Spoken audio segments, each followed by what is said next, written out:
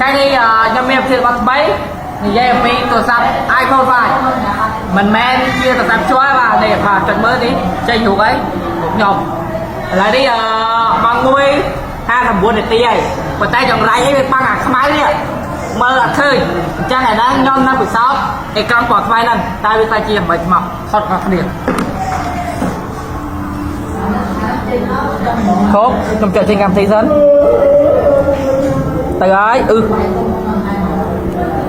ô thông những muốn ô cả ở lì là tay hơi giá ô thông những muốn là đi giá nè tụi chừng muốn hao ấy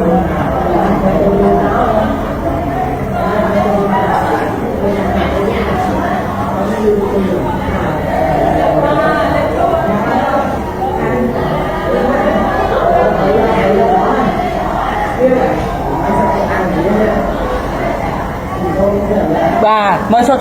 lên xuống đi lên bưng là sao sao mà còn